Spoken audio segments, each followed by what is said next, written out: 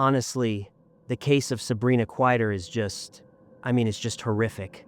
A really, really messed up crime in this kind of high-end London neighborhood. It's a case that really gets you thinking about how some people's minds work, you know?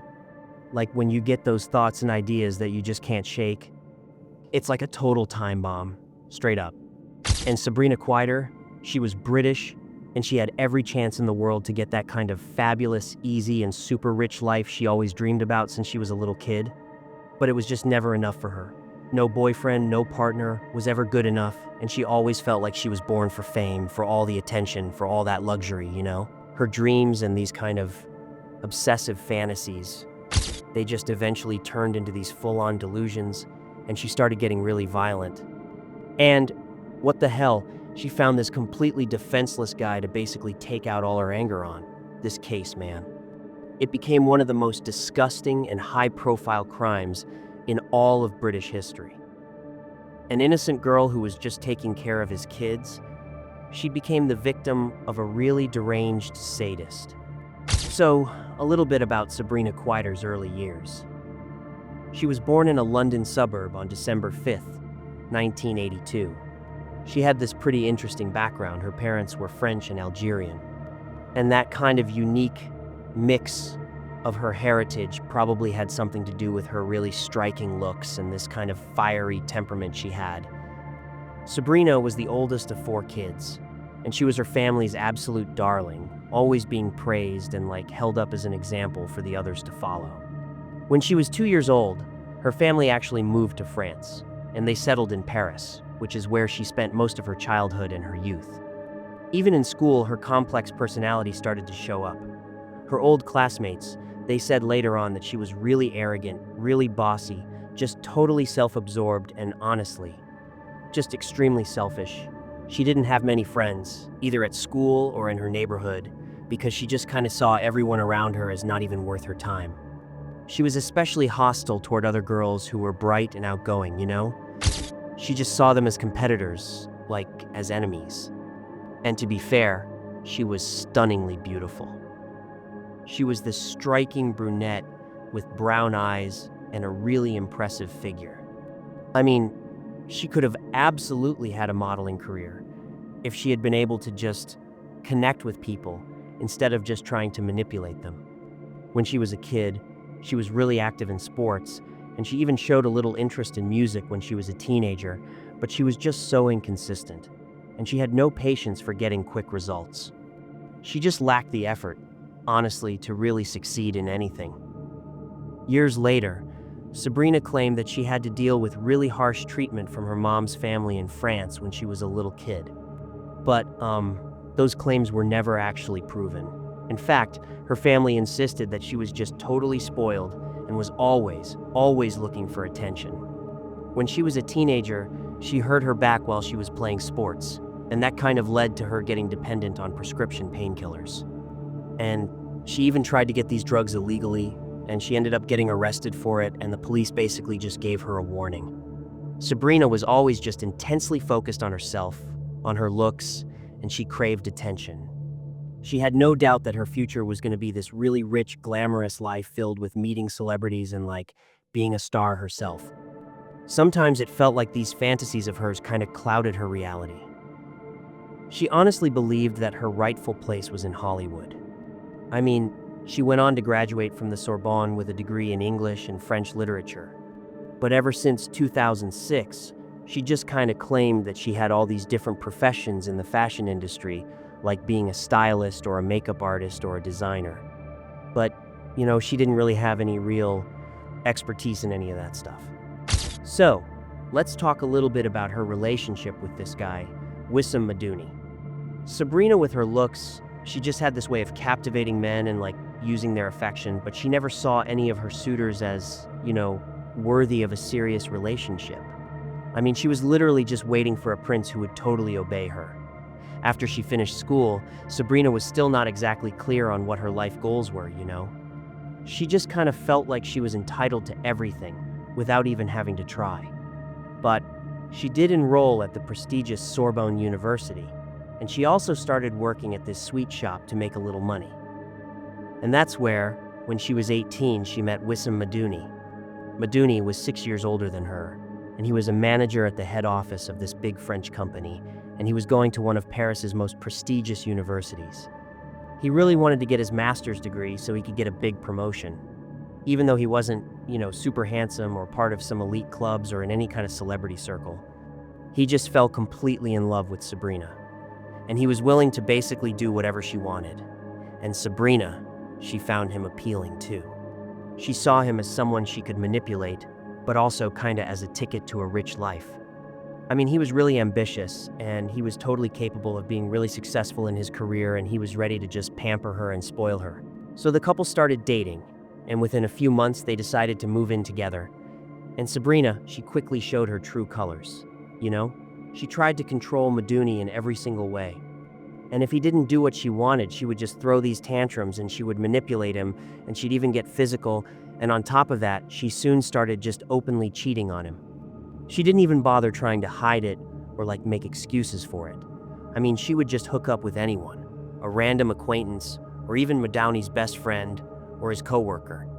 Despite him trying to end the relationship a bunch of times and even leaving her, Madouni always came back. He just couldn't break free from how much he loved Sabrina. In 2001, Madouni got his master's degree and a really big promotion. He started making a ton of money, and he just spent it all on Sabrina, on her fancy clothes, and on taking her out. His family owned a bunch of properties in Paris, and he was in charge of managing them, and he gave all the rent money to Sabrina, Madouni, who also had French and Algerian roots, He saw a kind of kindred spirit in Sabrina, and according to some reports, in the fall of 2001, the couple got married in a special Muslim ceremony. There was even a certificate that was issued by a mosque in Argenteuil. But, that religious ceremony wasn't enough to make the marriage official or legal. They had a son together, and Madouni officially recognized that he was the father. But years later, some French guy named Anthony Francois said that he was actually the child's father. Francois, he was a witness in Sabrina's trial, and he described her as just really volatile, unpredictable, kind of promiscuous, and also super manipulative. In 2008, the global financial crisis hit, and it hit pretty hard. The company where Wissam Madouni was working went bankrupt, and he lost his high-paying job. And it was around that same time that Sabrina just got fixated on moving to London. She just kind of made the move without really consulting with him much. So, Madouni was left with no choice, I guess. And he was hoping for a new career, a new start in one of the world's biggest financial hubs, and so he followed her to London. And once they were there, Madouni found a job at a major English bank. But Sabrina, she really struggled to get a foothold in the fashion industry. All those dreams she had of becoming a designer or a model or a makeup artist were just kind of stalled by the fact that she didn't have the skills, the experience, or the formal education in any of those fields. So she had to kind of lower her expectations. Over time, she worked in all kinds of jobs. As a nanny, in a call center, in a cafe, and she even tried her hand at network marketing. Meanwhile, Sabrina's quest for love took a whole different turn when she kind of rediscovered her teenage passion for music, and she added the titles of musician and composer to her resume. Even with all that enthusiasm, though, she really struggled to find a professional opportunity in the music industry. So she started going to all these auditions and these social events just hoping to make, some valuable connections. And at one of these events, Sabrina just happened to meet Mark Walton. He was a well-known musician and songwriter and one of the founding members of the famous Irish boy band Boyzone. After he left the group, Mark became a really successful producer and a music mogul, working with people like Jennifer Lopez, Jessica Simpson, and Lady Gaga. By 2016, his net worth was over $1 billion. Believe it or not. He was exactly the kind of guy Sabrina had always dreamt of meeting, right? Her ticket to a world of fame and luxury. She managed to totally impress Mark with her beauty and her charisma. He was just captivated by her. And he openly admitted that it was love at first sight for him. He just couldn't think of anyone else but this stunning woman. Their relationship moved really fast. And Sabrina, she really made an effort to be, pleasant and endearing. And she quickly ended her relationship with Maduni because she saw a really promising future with Mark. And his previous relationships and stuff, they didn't even bother her.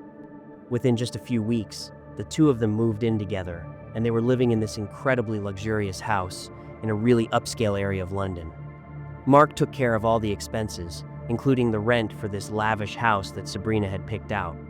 For several months, Sabrina got to live this opulent life that she had wanted for so long. She was socializing with celebrities, going to all these elite events, wearing designer clothes, and she was even appearing in magazines. But, managing Mark became really challenging for Sabrina because she was so scared of losing him. She couldn't control herself for very long, and she soon started getting jealous of every single woman who was around Mark. And her demands just got bigger and bigger over time. She wanted more gifts, more luxury. Mark really did indulge her with designer clothes and jewelry and trips to all these fancy restaurants and clubs. But it was just never, ever enough for her. The staff and the nannies at their house, there was just like a high turnover of them. Because Sabrina's paranoia made her think that they were either stealing or trying to seduce Mark. And her irrational behavior, it just finally drove Mark to his breaking point. In 2011, he ended the relationship and just left for California, leaving Sabrina with absolutely nothing. And losing Mark also meant losing that crazy, lavish lifestyle she had been enjoying. So Sabrina started giving all these interviews accusing Mark of being cruel and violent and, abusing substances. She would call him crying, begging him to come back. She even threatened to take her own life, but honestly, none of her tactics brought him back. So, who is the father of the second child? Well, after she realized she had really lost Mark Walton, Sabrina reached back out to her ex-partner, Wissam Maduni. And Maduni, whose career was now really taking off as a bank executive, he just immediately forgave her and took her back. He still had all these feelings for her, So, they started living together again. And soon after they reunited, Sabrina found out that she was pregnant. She quickly told Walton, who, through his lawyers, said that he was willing to provide for the child and for Sabrina, and he offered her a monthly allowance. But here's the thing. Walton insisted on a paternity test after the baby was born to confirm that he was the father, and Sabrina's refusal to take that test, which could have given her these, substantial regular payments, it kind of hinted at her being really unsure about who the father was. Instead of agreeing to the test, she demanded that Walton double the allowance he had offered. And when he refused, she declared war on him, the musician. Sabrina got on social media and started spreading all these false claims, saying that Walton was obsessed with her and that he was insanely jealous of Maduni, and that he was physically threatening them both.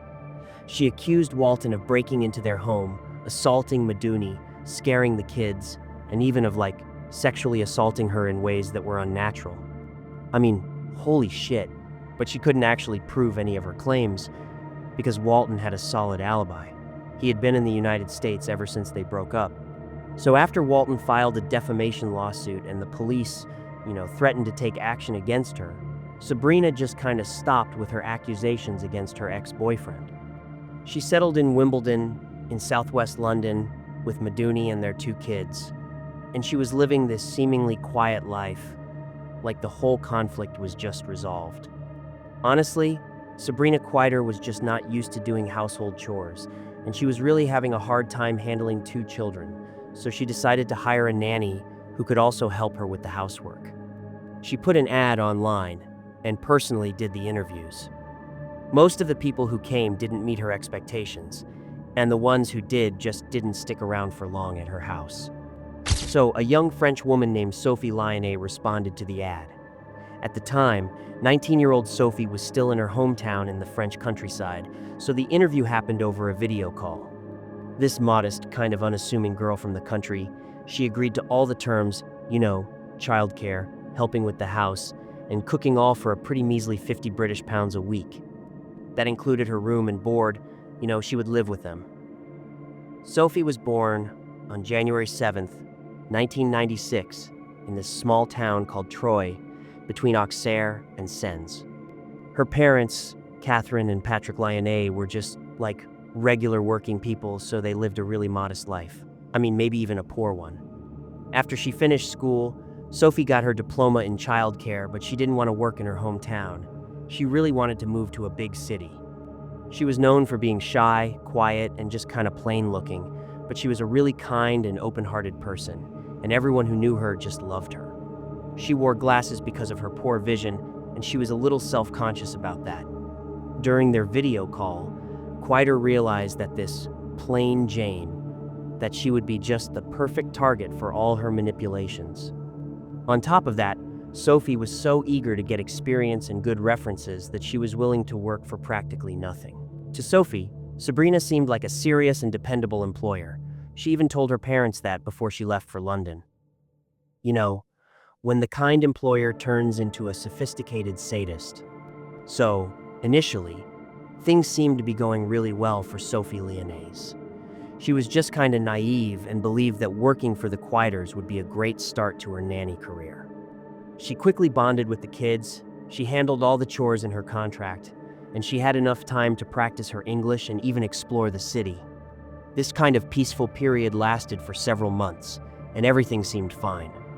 The problems really began when Maduni lost his job, and the only steady money they had was the monthly child support payments from Walton. So Sabrina went back to him, demanding more money, and he again asked for a DNA test to confirm he was the father. The family, they were having some serious financial problems. They were struggling with that really expensive rent and just, basic living expenses.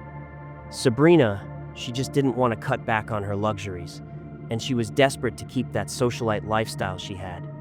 So she became really irritable and aggressive, and she just kind of took all her anger out on the young nanny. The couple even tried to start a bakery business with their last bit of money, but it failed. So Sabrina went to Walton again, asking for a big amount of money to start her own clothing line, but he said no, just outright.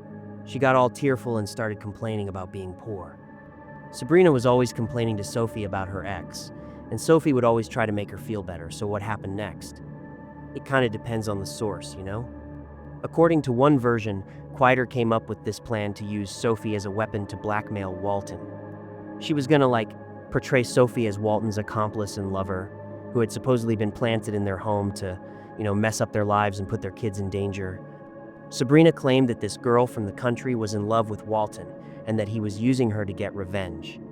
She thought that if she could just get the nanny's confession on tape or video and then take it to the police, that would be enough to get money from Walton for his terrible act. But Sophie refused to give them any false statements on camera. Another version, the one that Quider's lawyers argued in court, was that because of her mental disorder, Sabrina actually believed her own crazy conspiracy theory and saw Sophie as an enemy, like a threat to her family. They said she didn't force the nanny to give a false testimony. She just truly believed Sophie was Walton's accomplice who had snuck into their house to harm them, regardless of the truth. Sophie's life soon turned into a living nightmare. A torture chamber in the basement of a rich home. Jesus Christ. Initially, this young French woman, Sophie Lyonnais, was just burdened with extra work for the same little bit of money. But then, she was doing endless chores from dawn to late at night with no personal time. She was basically just a prisoner in that house. Well, Sophie's pay was soon just stopped completely, and to keep her from getting away or going back to France, her employers took her passport. She was a captive. Her communication with her family was watched super closely, and the situation just got worse. Sophie was barely fed, and she was always being pressured to give false statements against Walton, who, she had never even met. They only communicated with her by screaming and insulting her and threatening her. They accused her of stealing money and valuables, and threatened to throw her in prison if she didn't do what they wanted her to against the musician. When the screaming and the blackmail didn't work, the Quiders started using more brutal methods and more sophisticated ones. Sophie was basically moved into a cold basement, and that's where she spent all her time when she wasn't working. They only fed her once or twice a day, so she became just like emaciated and so weak. But the cold and the hunger weren't even the worst part of what she went through. The physical abuse became the most torturous part of it all. It started with slaps and pulling her hair, but it escalated when Sabrina broke Sophie's nose in a violent attack. The sight of blood just seemed to unleash Sabrina's fury. The beatings became a daily thing for Sophie, and every single day brought, new kinds of cruelty designed to inflict unbearable pain and suffering. The basement of that fancy house in that rich London neighborhood, it just turned into a real torture chamber for Sophie, and there was no hope of rescue. So, in the late summer of 2017, something really strange happened. Sabrina Quieter took the poor girl, Sophie, to a police station. Sabrina told them that Sophie was ready to testify against Mark Walton, who she claimed Sophie had this romantic and criminal relationship with, and that he supposedly sent her to the house to abuse the children. But Sophie just stayed silent. She just refused to say what Sabrina wanted her to. So the police decided to talk to Sophie alone, and they took her into a separate room. Sabrina, she was furious. She was so scared that Sophie was going to reveal all the horrors happening in the house and, get her and her husband in trouble, but mysteriously, Sophie chose not to say anything or ask for help, and the police's response was it was bizarre. Even though they were looking at this malnourished, frightened, and weak young woman, they didn't call a doctor or a psychologist to, make sure she was okay and safe. At that point, the 21-year-old nanny weighed less than 88 pounds. She had lost some of her hair, she was missing a front tooth, and she was noticeably limping. And none of that raised any concerns with the officers, who just let everyone go back home.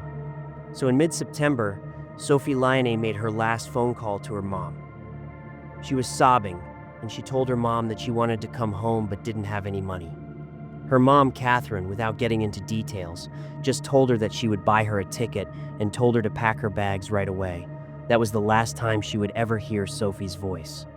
A few days later, on September 20th, 2017, in the evening, the Quieters' neighbors called the police. They were alarmed by a fire in the backyard. Not so much by the fire itself, but by the sickening, sweet, greasy smell coming from it. One of the neighbors said he knew right away it smelled like burning flesh and hair, along with something else he couldn't place. And the thick smoke just kind of stretched halfway down the block and instantly got this horrible stench all over people's clothes and skin. Firefighters and a police car arrived on the scene. And the homeowners, they seemed calm and, totally unaware of why the emergency services were there.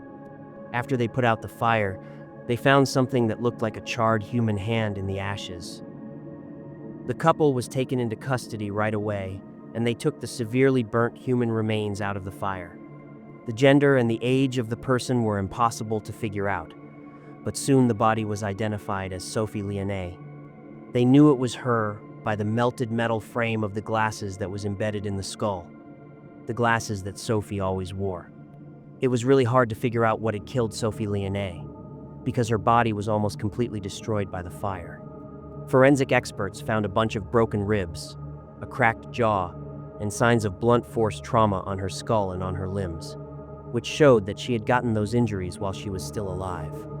And also, several of her teeth were gone, and her nose was severely messed up. It was clear that Sophie had been through this prolonged and brutal beating, which resulted in broken bones and knocked out teeth.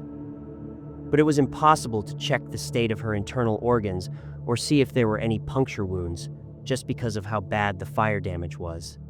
The discovery of these horrific video recordings in the house. They showed Sophie being tortured and forced to confess to being in cahoots with Walton and to wanting to hurt the kids.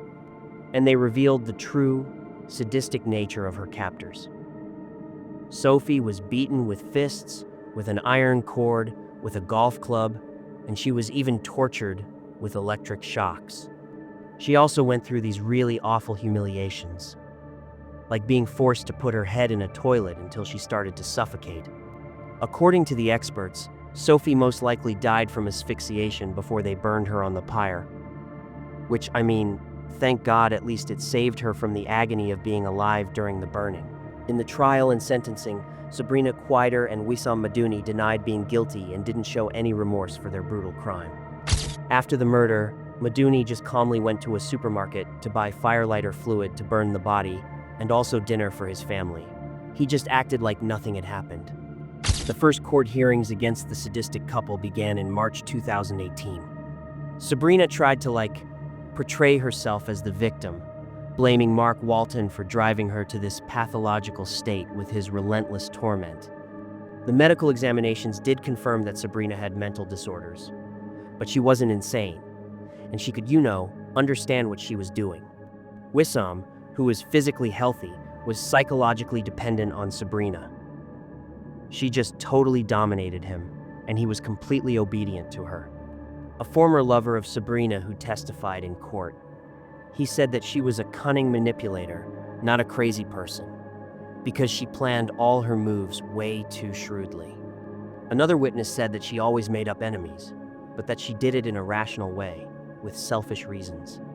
On June 26, 2018, the court found the couple guilty of torturing, humiliating, and murdering their nanny under aggravating circumstances. They were sentenced to life in prison, and they're not eligible for parole for 30 years. Neither of them admitted to being guilty, and they just kept appealing to try and lessen their sentences. Sabrina tried to pretend to be insane, hoping to get moved from prison to a hospital, but it didn't work. Mark Walton was there at the trial, and he expressed his guilt over his ex-lover's actions because she had committed these atrocities to get his attention and, financial compensation.